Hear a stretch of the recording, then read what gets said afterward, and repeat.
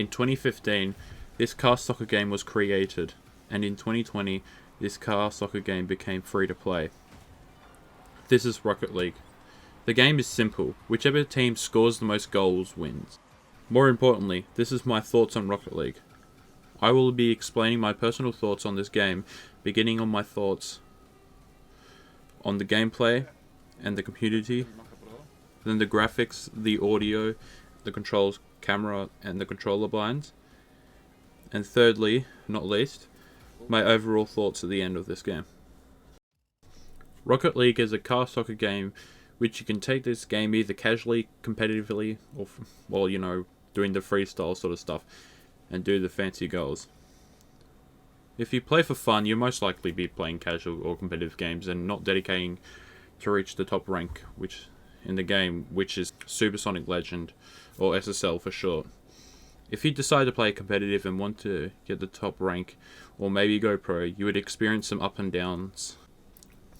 Some up and downs in this game. So the first, the downpour part would be, there would be a day where you would play absolutely terrible and wouldn't be playing as how you expect it to be, which could lead to frustration, disappointment, or rage, if you're playing really bad. Or you would surprise yourself and play a lot better than you usually would in days, so that's a good up. Either way, those days are tended to happen. You will still improve either way. It just takes practice. Practice can be hard at times. A good example would be what to practice. Mainly if you would mainly be stuck in that situation, say if you're hard stuck in a rank for a few months. But personally, through my experience, I think you should work on the more simpler training first and understanding it correctly. Then later, I suggest learning some of the mechanical stuff. If you play Rocket League on PC, you would experience more varieties than consoles, such as custom maps, like rings maps and dribbling maps. The community could be either wholesome players or the most memorable parts, the toxic players. Usually it's quite fun and relaxing when you play with wholesome players, not experiencing any toxicity at all, which probably would make you rage less, saying if you played bad in the next game and you'd be in a pretty decent mood. Like some examples, the wholesome players would say good luck or have fun. Good luck and have fun. They would compliment your shots, or they would forgive your mistakes after if you made a mistake, and they would say sorry if they mucked up as well.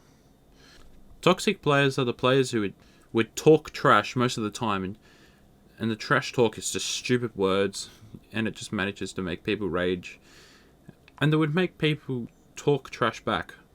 The toxicity in the game is not like some of the other games, such as like COD or CSGO.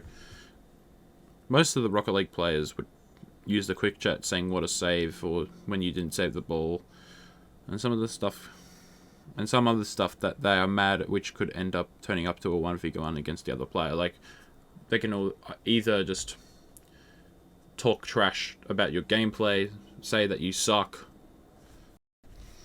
Rocket League's graphics are overall good. It has improved its quality as years go by. As a person that plays Rocket League regularly, I like to turn some of the higher quality details off.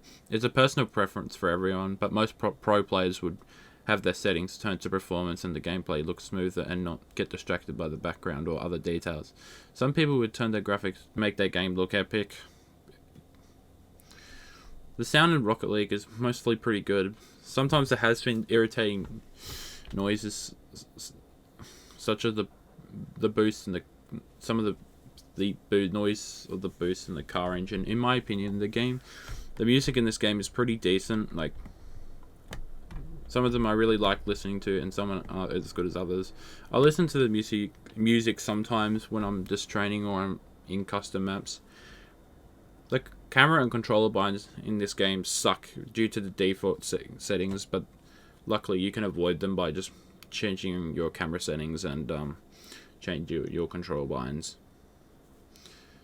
Make sure to have a good camera setting though, which is what I definitely suggest, because I don't know, look at some just YouTuber camera settings, maybe even pro camera settings, depending on how you're playing this game.